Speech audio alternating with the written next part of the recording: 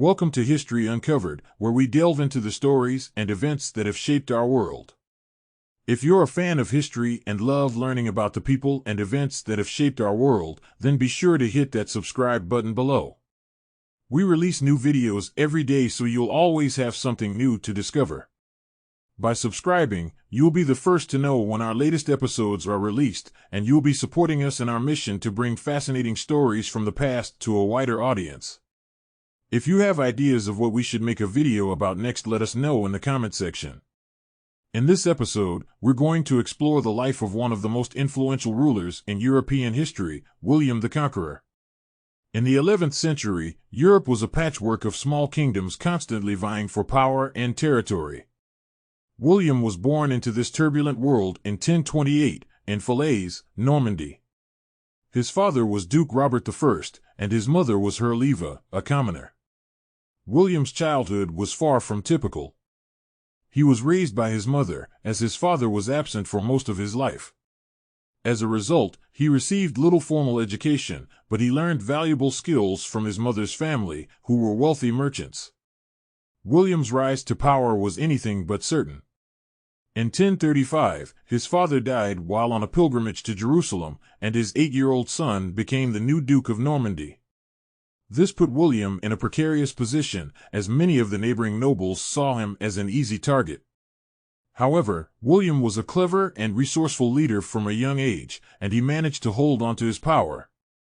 The Battle of Val-ès-Dunes was a pivotal moment in William's early career as Duke of Normandy.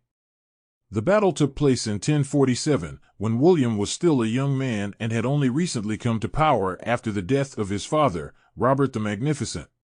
The rebellion against William's rule was led by several powerful Norman barons who were unhappy with his leadership and saw an opportunity to challenge his authority. William, however, was determined to assert his control over Normandy and put down the rebellion. He gathered his army and marched towards the rebels, who had taken up a strong defensive position atop a ridge near the village of Val-ès-Dunes. The terrain was rugged and difficult, with steep slopes and rocky outcroppings that made it hard to mount a successful attack. Despite these challenges, William was able to use his tactical genius and skillful leadership to gain the upper hand.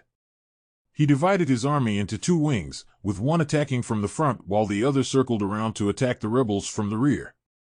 The attack was fierce and relentless, and the rebels were soon overwhelmed.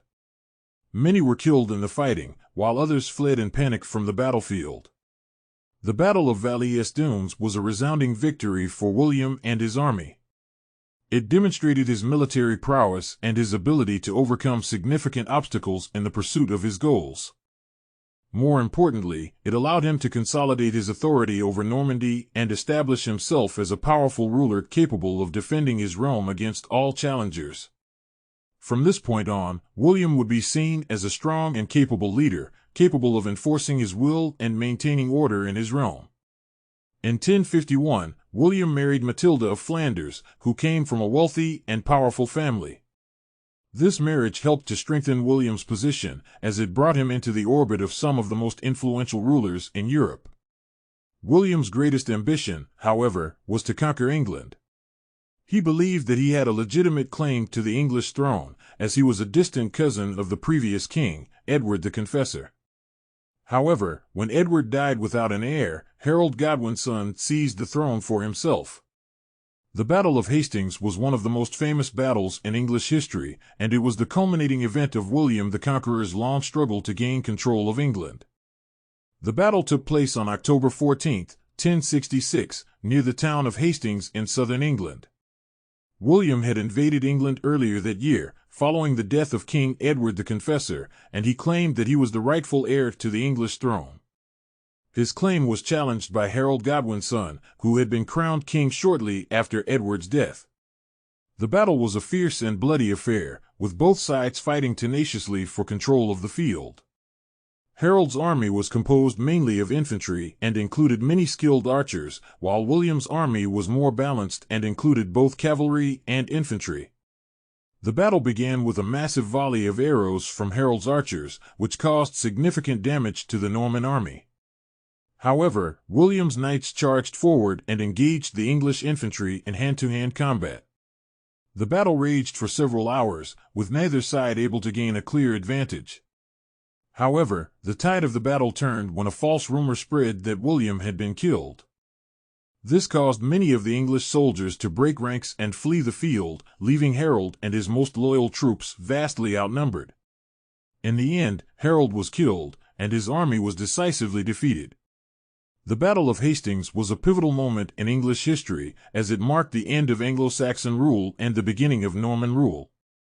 William the Conqueror was crowned King of England shortly after the battle, and he went on to establish a new feudal order in the country. The battle also had a lasting impact on the English language and culture, as it introduced many new words and concepts from the Norman French language into English.